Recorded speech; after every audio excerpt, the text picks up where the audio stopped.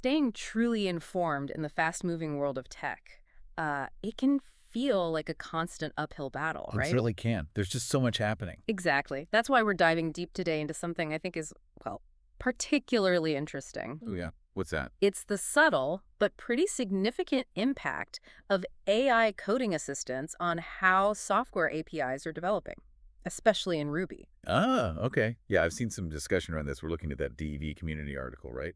By Abdelkader Bodhi. That's the one. LLMs and the ossification of APIs. Are we stuck with prehistoric patterns? Great title. It really is. And it raises this really key question.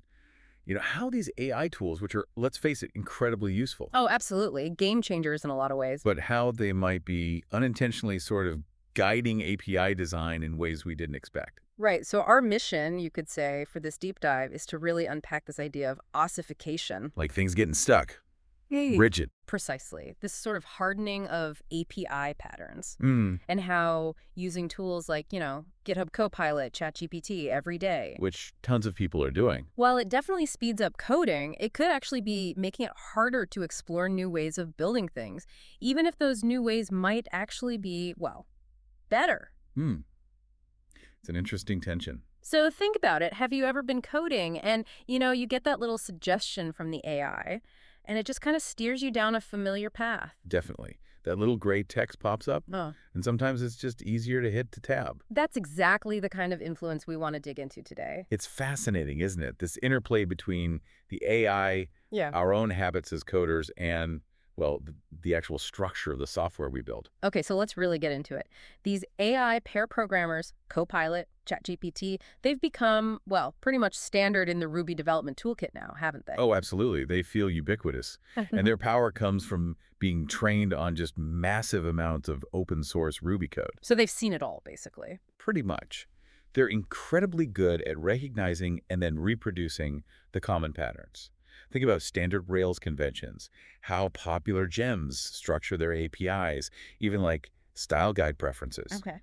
The AI has digested tons of this stuff, and that naturally leads to a bias, right? Yeah. It suggests the patterns it knows best, the established ones. Yeah, it's almost like having this encyclopedic junior developer sitting next to you. Huh. Yeah, that's not a bad analogy. They know all the textbook answers, always suggest the most standard by-the-book code. Exactly. They're brilliant at producing code that looks familiar, that aligns with what the community generally accepts. For routine stuff, that's a huge productivity boost, keeps things consistent. Right, sure. Saves a lot of typing. But, and this is what Booty really digs into, that strength is also kind of a limitation. Yeah. These models are, well, inherently conservative. Conservative how? Their main job is to predict and repeat patterns they've already seen, patterns in their training data. They're not really designed for radical invention. Okay, right. And that's where it gets tricky, isn't it? Because when we do encounter something new, Yeah. Like what? like maybe a really innovative library or a framework that takes a different approach or even just an API that's designed in a slightly less conventional way. Uh-huh. Well, these AI assistants can really struggle with that. They just haven't seen those patterns as often. Right. Bodhi gives this great example in the article. He was testing Replit with the Flowbyte UI framework. Okay. And the AI even said it knew about Flowbyte. But when it came to suggesting code, What happened? it just defaulted to suggesting code using Shadecunner. The much more common library. Exactly. It just automatically steered towards the well-trodden path, even when it was pointed towards something different. And that really captures the core issue, doesn't it? These tools are amazing for, spitting out familiar code quickly, boosting productivity right now. Mm-hmm. But there's a real danger, maybe, that we good developers just start taking the path of least resistance, always going with what the AI suggests. And the result could be APIs that just look like everything else. Yeah. Carbon copies of the past. Yeah. And maybe we miss out on better ways of doing things. Which brings us right to this idea of API ossification. Right. Define that for us in this context. Well, in software, ossification basically means something becoming rigid, resistant to change. Like a bone hardening, It gets stuck in its ways. Okay. So how does this AI influence actually contribute to that hardening, that ossification at the application level when we're building stuff? Bodhi points out three main ways this happens. First, he says, deviations from the norm start to feel incorrect. Feel incorrect. How so? Well, think about that Copilot gray text again. We get so used to completing our thoughts, right? Yeah, it's almost addictive sometimes. So when you try a novel approach, something the AI hasn't seen much, and that gray text doesn't appear or it suggests something totally wrong, Mm-hmm. you can start to doubt yourself. It's like the AI silence is this subtle disapproval, nudging you back to the patterns it does know. That makes total sense. You rely on that little affirmation, and when it's gone, it feels like maybe you're wrong, even if your code is perfectly fine, just different. Precisely. It creates this subtle pressure to conform, even if you think your way is better. Okay, so that's one way. What's the second? The second way is through feedback from our other tools, linters, formatters, static analysis tools. Like Rubocop, for instance. Exactly. These tools are also generally built with expectations based on common existing patterns. They have to be, right? Sure. So they might flag perfectly valid, but maybe unusual, code is problematic. This just further erodes your confidence if you're trying something new. It's like a double whammy then. The AI doesn't help you write the new pattern, and then your linter tells you it looks wrong anyway. You got it. Definitely encourages sticking to the well-beaten path. Okay, and the third point. The third one is maybe the most subtle and potentially the most worrying. It's that perceived correctness can sometimes override actual correctness. What do you mean by that? Well, we humans, we tend to trust things that look familiar, right? Code is no different. True. If it looks like patterns I've seen before, I feel more comfortable with it. And AI suggestions really amplify this. If the AI generates a nicely formatted snippet based on a really common pattern, we might just assume it's the right way to do it. Okay. Even if there's a technically superior design out there, maybe one that's more efficient or robust, but it looks unconventional, we might favor the familiar AI-suggested code over the better but stranger-looking code. So we might end up choosing something that looks right according to the AI, but isn't actually the best technical solution. That's a bit concerning. It really is. And to make this concrete, Booty dives into a really compelling case study. It involves the Anthropic API, the one that powers Claude. Ah, okay. Big player. Right. And for Ruby developers, before the official SDK came out, there was this unofficial gem that was apparently quite well regarded. Okay. What was good about it? It felt very Ruby-ish, very natural to use if you were familiar with the Ruby ecosystem. What made it feel Ruby-ish? Can you give examples? Sure. It followed a lot of established Ruby conventions. Like, configuration was often done using blocks, which is common. It worked with plain old Ruby objects. Mm-hmm. And crucially, for handling the HTTP requests, it used Faraday. Ah, Faraday. Yeah, that's pretty much the standard HTTP client library in Ruby, right? Everyone uses it. Exactly. It's known for being flexible, having adapters, this whole middleware ecosystem for logging, caching, authentication. Right. So if you knew Faraday, you felt right at home with this unofficial gem. Precisely. Very comfortable, very familiar tools and patterns. Okay, so far so good. Then what happened when Anthropic released their official Ruby SDK? Well, that's where things got interesting, the official SDK. It surprised quite a few Ruby developers. Surprised how? Its client API design seemed to take more inspiration from languages like, say, Go or maybe Java. Really? That's quite different from idiomatic Ruby. It was a conscious choice, apparently. They wanted Yeah. to minimize external dependencies. Okay, so how did that actually show up in the code? What felt different? Well, for one big thing, it didn't use Faraday at all. Whoa, okay, that's a big departure from the norm. Huge. Instead, it bundled its own internal HTTP adapter and connection pooling system. That's much less common in typical Ruby web dev where Faraday dominates, maybe more common in like lower level stuff or high concurrency scenarios. Right, what else? Even just interacting with the API felt different. The unofficial gem often used class methods for common tasks, a pattern you see in lots of popular Ruby libraries. Like some abclient.casiers or something. Yeah, that kind of thing.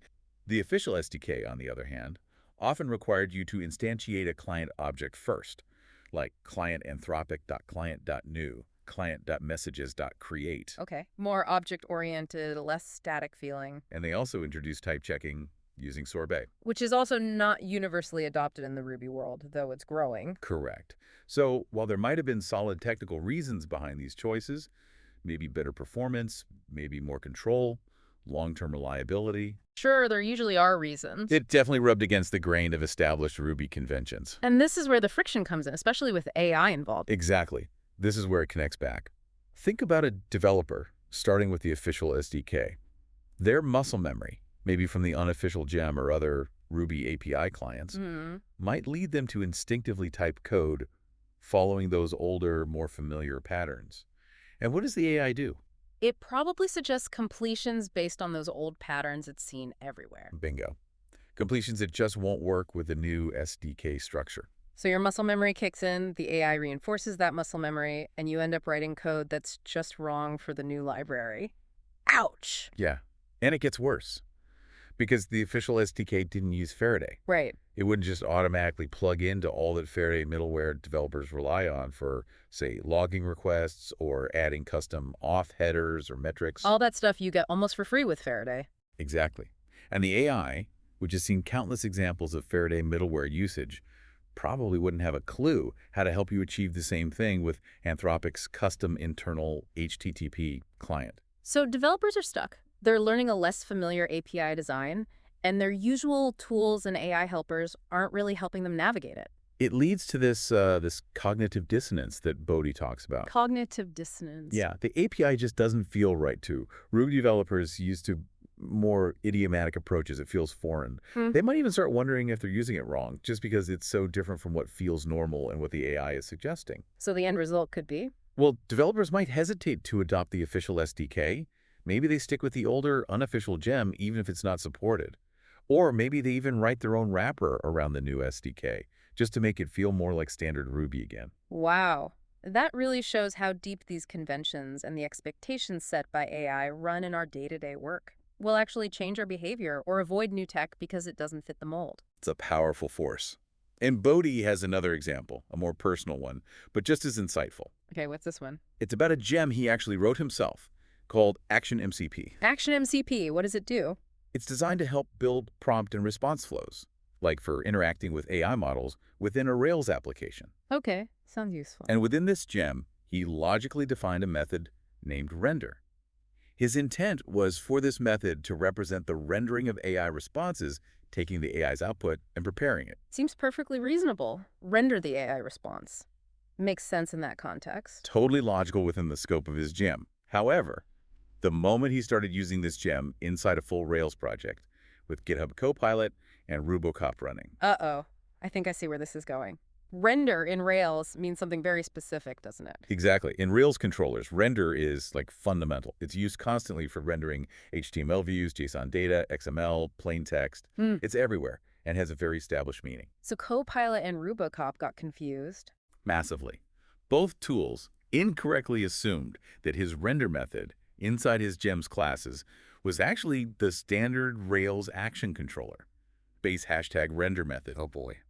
So whenever he typed render inside his gems code, GitHub Copilot would just constantly try to autocomplete it with controller-specific options. Render JSON break, render template, render status. You might even try to close a method call prematurely based on controller patterns. The AI was just completely misinterpreting the context and the purpose of his method. Totally. And RuboCop, the linter, joined the party too. It started issuing warnings about the arguments he was passing to his render method or the context where it was being called. Why? Because RuboCop also assumed it was the standard Rails render method and thought it was being used incorrectly or in an unexpected place. So even though his code was perfectly valid, perfectly logical within his gem's domain, both the AI assistant and the static analysis tool were basically yelling at him that he was doing something wrong. Exactly. And this created what Bodhi calls ossification pressure. He literally found himself wondering if he should rename his method or redesign that part of his API. Not because it was technically bad, but just to shut up the tools. Precisely. Just to avoid the constant noise and the incorrect suggestions from the AI and the linter. It made his correct, contextually appropriate code feel incorrect, simply because it clashed with the AI's much broader, Rail-centric understanding of the word render. That is a really powerful, almost worrying example. It shows how these tools can subtly push us towards conformity, even force us to make our APIs less clear within their own specific context, just to avoid conflicting with more common patterns. It really does. And these two examples, Anthropic and Action MCP, they perfectly highlight this core challenge we're now facing. Which is? How do we keep innovating? How do we push the boundaries of API design? Explore potentially better ways of doing things when our AI mentors, our coding assistants, have been primarily trained on the patterns of the past, like a new kind of constraint we didn't really have before. Okay, so let's break that down a bit. What are the underlying factors here that are really contributing to this challenge? Bodhi lays them out quite clearly. First, Developer expectations themselves are now being shaped, at least partly, by AI suggestions. How so? We start to subconsciously anticipate certain ways of writing code because the AI consistently proposes them. So when an API comes along that deviates from those AI-reinforced norms, like the Anthropic SDK, It feels jarring, unfamiliar, less intuitive. exactly, even if it's well-designed, it doesn't match the pattern the AI has implicitly taught us to expect. It's like the AI is subtly setting the default in our heads. Okay, that makes sense. What else? Second, you've got these reinforcing feedback loops in our toolchain. The AI and the linters talking to each other, metaphorically. Kind of. Linters and AI models are often trained on very similar, if not the exact same, massive code bases. So they naturally tend to agree on what normal or correct-looking code is. Hmm. So if you create a new API design that steps outside those shared established patterns, it might get flagged as weird or wrong by both the AI and the linter. This really strengthens the developer's feeling that they're doing something wrong. It's like getting the same error message from two different places. A chorus of automated disapproval, like you said earlier. Yep. Third, there's that risk we touched on. Looks correct versus works correctly. The AI generating plausible-looking but ultimately wrong code. Precisely. An AI might spit out code that looks perfectly valid based on patterns it knows, but maybe it's targeting a different API entirely or an older version of the one you're using. This can lead to really subtle, hard-to-debug errors. Like the render example again. Looked like Rails code but wasn't. Perfect illustration. You might just accept the AI's plausible-looking suggestion without realizing it's completely wrong for your actual context. Scary. Okay, any other factors? Well, compounding all this is the potential for misleading documentation or learning resources surfaced by AI. How does that work? If a brand new API is, slow to get widely adopted, or maybe its official documentation isn't comprehensive yet, an AI model asked about it might surface outdated info. Like pointing to the old unofficial gem or Stack Overflow answers about version 1 when you're using version 2. Exactly. Or maybe pointing to community blog posts about workarounds that are no longer needed. It can just add another layer of confusion when you're trying to learn something new that deviates from the AI's core training data. So putting this all together, gem authors and API designers are now in this really tricky spot, aren't they? They really are. They face this choice. Do I stick closely to the well-worn path, the established conventions, so that AI tools can easily help developers adopt my library? Making it smooth for Copilot users. Or do I risk creating friction? Do I pursue a potentially more innovative, maybe technically better, but less familiar approach, knowing that the AI might struggle with it and developers might find it harder to pick up initially? It's like the AI itself has become this new invisible stakeholder you have to consider during the design phase. That's a great way to put it, a silent stakeholder. You almost have to ask, how will Copilot interpret this? How will ChatGPT explain this? Wow. Booty throws out this really interesting thought experiment. Imagine if Ruby on Rails itself, with its really innovative high-level DSLs, was introduced today. Okay. Would our current AI assistants, trained on decades of more conventional code, just constantly be flagging Rails core features as incorrect or weird? That's provocative. You think about things like has many through or how heavily Rails uses method missing for dynamic finders and things. Right. Would modern AI and linters just freak out, flag all that metaprogramming magic as somehow wrong or Unity-omatic because it doesn't look like typical Java or Python code? It's definitely possible. Rails succeeded partly because the Ruby community at the time was really open to embracing a new, different paradigm, even if it felt strange at first. Exactly. And we need to be careful, Booty argues, that AI doesn't inadvertently put the brakes on that kind of groundbreaking innovation in the future by being too conservative. Okay, so boiling this all down, the main takeaway here seems to be AI coding assistants, incredibly valuable tools, huge productivity enhancers, no doubt. Absolutely. But we need to be really consciously aware of their potential downside, this tendency to inadvertently push us towards, well, ossification, towards sticking with existing familiar patterns, just because that's what the AI knows best. That's the core message. Yeah. And for everyone listening, when you're coding, when you encounter a new library or an SDK, and its design feels a bit off or different from what you expected, Yeah. take a second, ask yourself, is my resistance here based on a genuine technical flaw in the API? Yeah. Or is it just that it's unfamiliar, and that unfamiliarity is being amplified because it doesn't match the patterns my AI system keeps suggesting? That's a really good self-check to perform. Is it actually bad or just different from what Copilot Right, expected? and for those listening who are actually building libraries, designing APIs, Yeah. it's probably worth starting to actively think about how AI tools are likely to perceive and interact with your code. Sounds a bit weird, maybe. Thinking about the AI's perspective. Yeah.